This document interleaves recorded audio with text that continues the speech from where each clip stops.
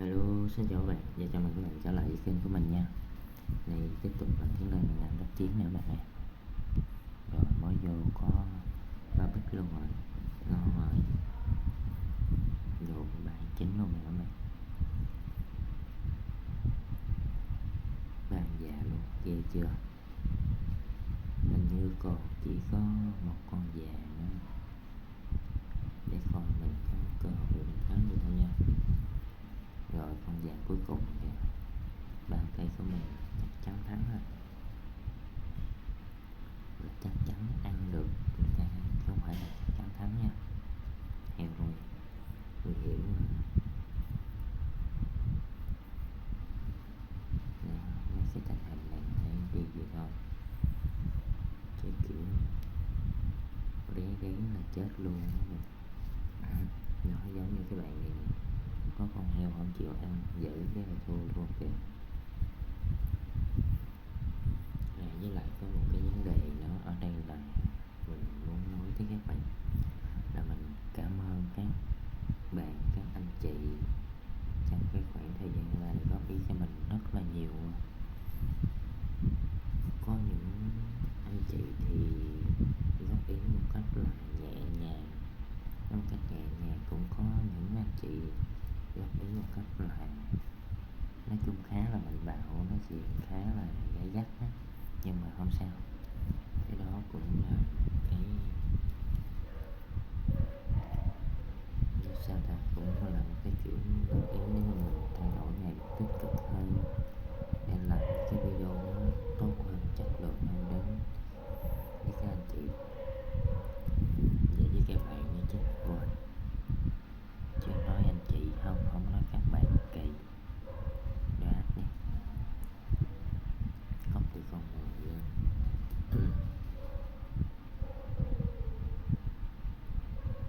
Nó con heo, đuôi heo luôn nha. Rồi 3, 4, 5, ông này nếu còn lớn hơn con đầm thì tới. Rồi ông này có luôn. Mình sợ là mình thua heo, bởi vì đâu dám giữ đuôi heo luôn.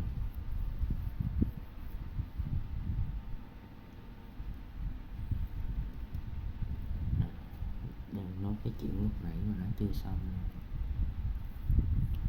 để mà nói về cái vấn đề đó thì mình cũng nói chung là mình cũng không có giận, nên là không có gì với các anh chị các bạn mà đang góp ý với mình hết á. Thật sự là mình rất cảm ơn mọi người luôn, mọi người đã góp ý cũng như là tương tác với mình một phần nào đó, thì cũng giúp cái video mình có cái lượt tương tác nó nhiều hơn, đúng không? Rồi nói chung là có giúp đỡ rất là nhiều thứ luôn, để về chứ một vài cái góp ý gì thôi, một vài cái like, một vài cái bình luận thôi, nó làm cho cái video của mình nó được nhiều được tương tác ấy. Rồi cái có nhiều người ta xem hơn.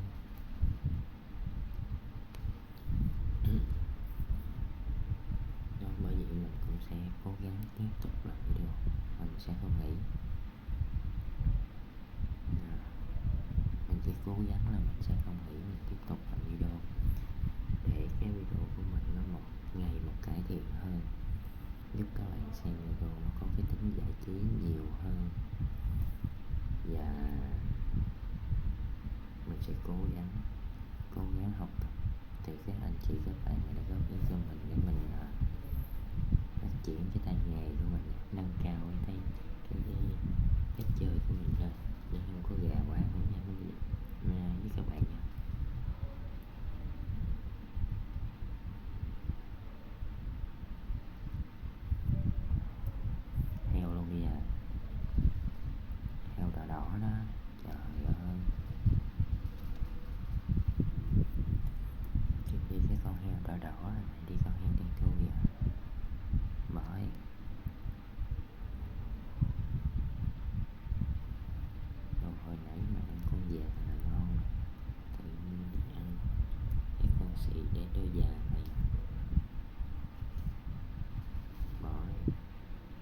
cốc nữa thì ăn thôi, còn đôi thì cũng tới luôn, rồi tới luôn rồi nè.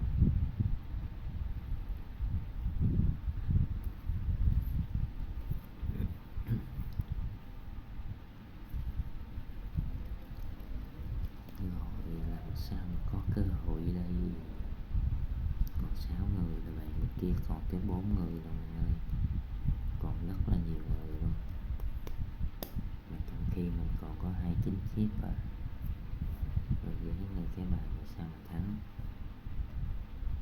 cái đường nào, cọc các bạn, trời ơi.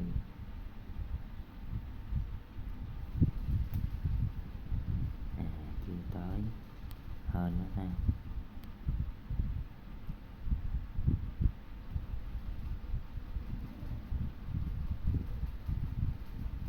Tới đi. Ủa cái gì vậy trời, cũng còn con chín luôn rồi, cũng hên nhưng mà cũng còn con heo nãy là mình ngủ luôn. Bây giờ mình như là con cá đây, nằm sẵn trên thớt vậy đó, chờ đóng lại ống thịt nè. Còn nếu có cơ hội lật thì lật luôn, lật một phát mà vượt xuống sông liền. À cái này đôi già luôn nha.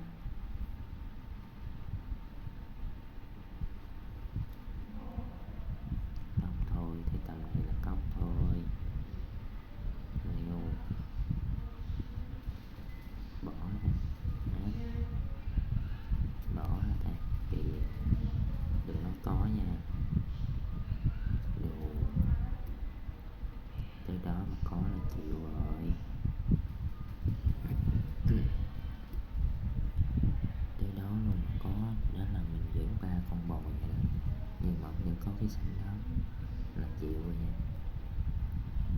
Mình nghĩ là 3 con bò mà đi giữ 3 con bò vậy thì không thể nào mà đánh 2 người mà ông còn giữ cái sảnh gài đó được nữa, bởi vì mình mới đánh như vậy.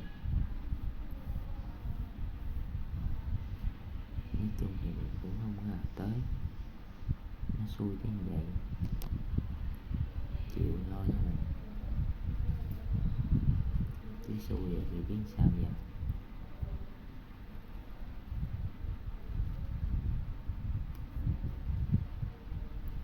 À, thôi đánh cái sảnh này bỏ chứ đi, chứ nguy hiểm mà. À, rồi cũng được rồi, cũng lấy lại cái phần nào nó vốn rồi. Cái này cái gọi là cái gì ta, vượt lên chính mình mà không có được 1 phút 30 giây luôn nha. Có khi vừa chia bài xong là đi luôn á, không có vượt nổi đâu. Muốn vượt mấy ông này khó lắm, thật luôn. Mấy ông này toàn tao phải 4 người. Rồi bỏ nha. Rồi cốc là đi rồi, trừ khi là bạn có hàng thôi, chứ không có hàng là bạn đi xa luôn. Rồi không có à. À bạn của bạn, hồi nãy mình mà đánh thêm con ác nhưng không được, đánh thêm con bội cũng không được, tại vì là nếu mình thắng mình cũng ăn được có 28 chip như nãy, đâu ăn được nhiều hơn đâu. Cái số chip của mình nó nhỏ quá, nó quá nhỏ so với ổng thôi nha. Game này thấy cũng ổn ổn rồi. Heo thì heo, trời ơi bạn. Rồi đúng rồi, bạn đi ghê rồi, tới luôn đi nha. Rồi không tới là mệt lại rồi, tưởng đâu bạn tới luôn á chứ, làm hết hồn. Đâu còn con ba bít luôn mình, đúng xui luôn. Tới bây giờ chỉ ăn nhau đâu tầm 1 lá 2 lá thì cũng ok rồi bạn. Tại vì mà ăn một lá hai lá mà với cái số chip này á, thì cũng nhiều à, không phải ít đâu, 15-20 chip rồi đấy. Bạn nghĩ một lá 20 chip rồi chịu có nổi không? Không dễ đâu bạn ơi, khó lắm. Đôi 7 nha, này chắc đôi ách luôn rồi, chứ đôi già thấy không ổn.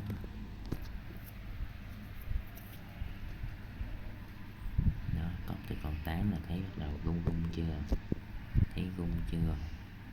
Rồi, con ách cơ ra nữa, hôm nay có hàng. Đó, không lẽ tôi xui tới vậy đúng không? Rồi bắt đầu cái tình thế này nó đảo ngược rồi đó, cơ hội tới rồi đó.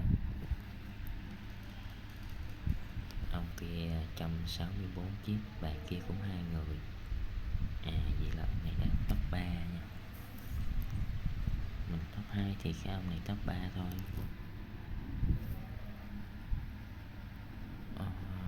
Đây này đánh sao trời, tới đây luôn nha, đẩy thêm cái bồi đầm già nữa. Rồi ngon rồi, bây giờ là chỉ chờ. Rồi xong ổng luôn rồi, chờ cái gì nữa. Trời ơi, đúng xui luôn á, nãy sáng là tôi ngủ luôn rồi. Mà hên hên sao đi 5 ván lật kèo luôn. Nói chung là chơi cái này nó cũng hơi xui nhiều lắm mà, với cái trình độ của mình nó cũng một phần nữa. Mà tôi có trình độ đâu, tôi toàn mà hên hên tôi vô không. Chứ với cái trình độ của tôi mà đánh với ai, gặp mấy bạn cao thủ như là mấy anh mấy chị mà hay bình luận á, trời, gặp mấy anh mấy chị là tôi bay liền, chứ chơi sao nổi. Đó, ông này cũng bại vậy, hay đó bạn.